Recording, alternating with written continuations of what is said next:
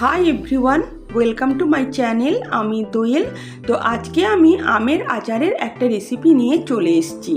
আর সঙ্গে আমের আচারের জন্য যে শুকনো মশলাটা আমি রেডি করি সেটাও কিন্তু আজ আপনাদের সঙ্গে শেয়ার করব। তো চলুন আর দেরি করব না, রেসিপিটা শুরু করি। আমের আচারের জন্য সবার প্রথম আমি একটা শুকনো মশলা রেডি করে নেব। তার জন্য আমি 1 চা চামচ গোটা জিরে, 1 চামচ মেথি, 1 চামচ জোয়ান, 1 চামচ কালো জিরে আর 1 চামচ মৌরি, সঙ্গে 2 শুকনো লঙ্কা। এখানে আমি কালো জিরে ছাড়া বাদবাকি সব উপকরণগুলো কিন্তু শুকনো খোলায় একটু হালকা করে ভেজে নেব।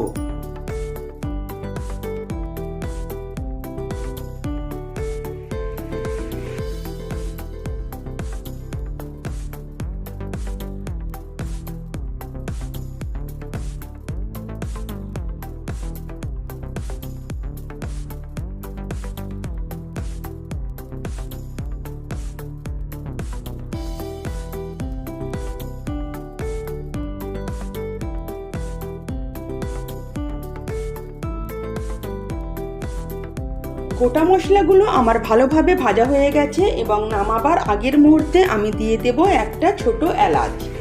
তারপর সেটাকে সামান্য নাড়াচাড়া করে আমি গ্যাসের ফ্লেম বন্ধ করে দেব এবং গোটা মশলাগুলোকে ঠান্ডা করে আমি মিক্সিতে পিষে নেব। তাহলেই রেডি হয়ে গেল আমার আচারের স্পেশাল মশলা।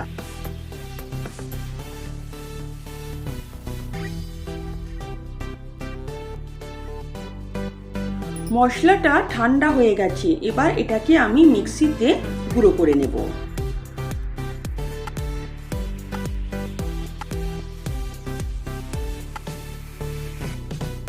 আচারের জন্য আমি 4টে বড় সাইজের কাঁচা আম নিয়েছি এবং আমগুলোকে ভালো করে ধুয়ে নিয়ে যখন আমি খোসা ছাড়াতে যাই তখন দেখি যে আমগুলো গরমের চোটে কিন্তু আধ পাকা হয়ে গেছে।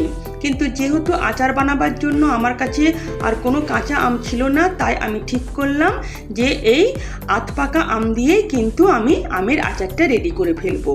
তাই আমি এগুলোর খোসা ছাড়িয়ে নিই।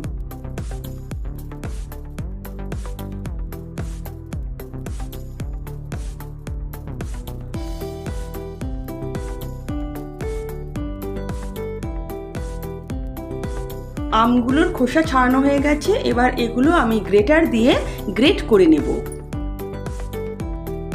গ্রেটারের যে বড় সাইজগুলো সেই দিয়েই কিন্তু আমি গ্রেট করব। এবার একটা আম নিয়ে আমি এবার গ্রেট করতে শুরু করছি। ঠিক এভাবে ঘষে ঘষে কিন্তু গ্রেট করতে হবে।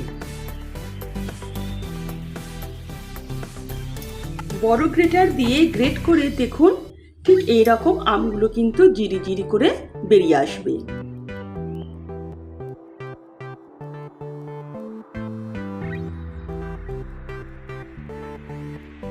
চারটে আমই গ্রেট করা হয়ে গেছে।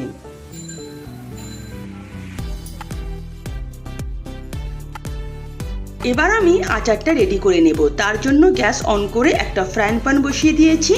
তার মধ্যে আমি 1 টেবিল চামচের মতন সর্ষের তেল নিয়ে নেব।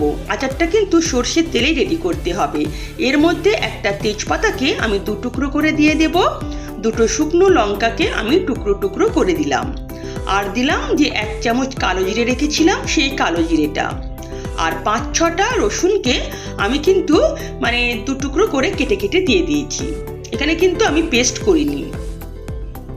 এবার ভালো করে এগুলোকে আমি হালকা একটু ভেজে নেব।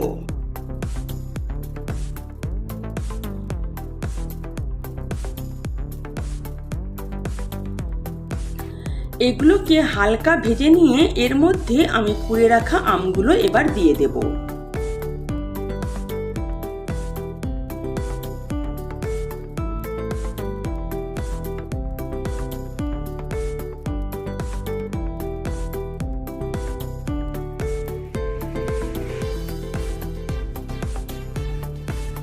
আমগুলোকে এবার মশলার সঙ্গে আমি 2-3 মিনিট কিন্তু ভালো করে ভেজে নেব।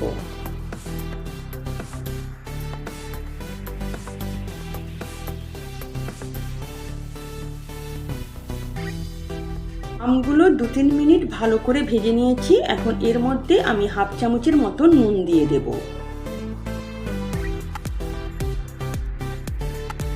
হাফ চামচেরও কম দিয়ে দেব হলুদ গুঁড়ো। আর সবশেষে দিয়ে দেব 1 চামচের মতন কাশ্মীরি রেড চিলি পাউডার। এই রেড চিলি পাউডার দেওয়ার জন্য কিন্তু আচারের কালারটা দারুণ আসে। ভালো করে এই মশলাগুলো দিয়ে আমি আমটাকে ভালো করে মশলার সঙ্গে কষিয়ে নেব আরও 1-2 মিনিট।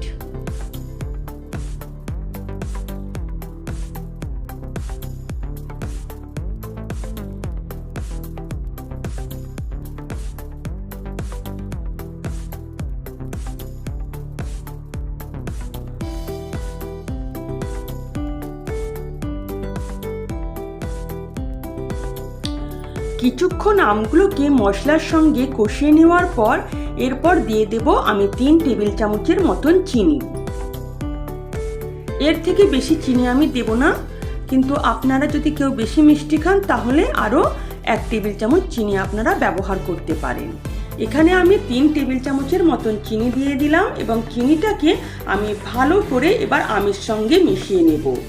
চিনি যখন গলতে থাকবে তখন কিন্তু একটু রসালো হয়ে যাবে, একটু জল বেরিয়ে আসবে।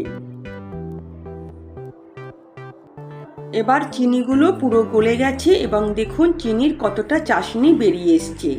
এবার আমাকে ততক্ষণ আমগুলোকে চাশনির সঙ্গে ফোটাতে হবে যতক্ষণ না চাশনিটা ফুটে ফুটে পুরো একতার হয়ে যাবে এবং একটু শুকনো শুকনো হয়ে যাবে, ততক্ষণ কিন্তু এটাকে আমাকে ফোটাতে হবে।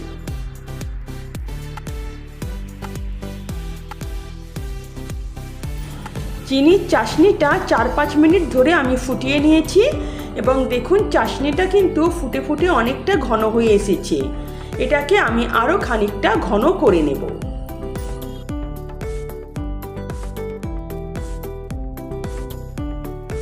আমি 7 মিনিট ধরে এভাবে ফুটিয়ে নিয়েছি। দেখুন এবার কেমন ঘন হয়ে এসেছে চিনির চাশনিটা। এবার আমি দেখব চামচে করে যে এটা চটচটে হয়েছে কিনা। হ্যাঁ, দেখুন কেমন চিপচিপে হয়ে গেছে। তার মানে আমার আমের আচার রেডি হয়ে গেছে। এর থেকে কিন্তু আর বেশি ঘন করার দরকার নেই। এবার আমি গ্যাসের ফ্লেম বন্ধ করে দেব। তবে তার আগে দিয়ে দেব আমি তৈরি করে রাখা হোমমেড আচারের মশলাটা।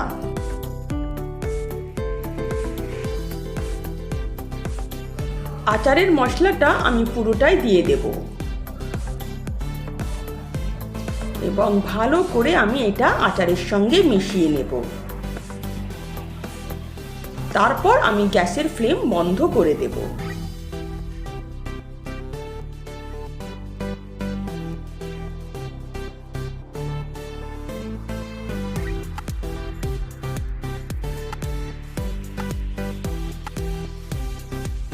এর মধ্যে দিয়ে দেব 1 চামচ ভিনিগার এবং ভিনিগারটাকেও ভালো করে আমি আচারের সঙ্গে মিশিয়ে নেব।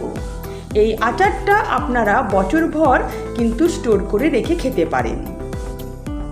আচারটা কিন্তু খারাপ হবে না।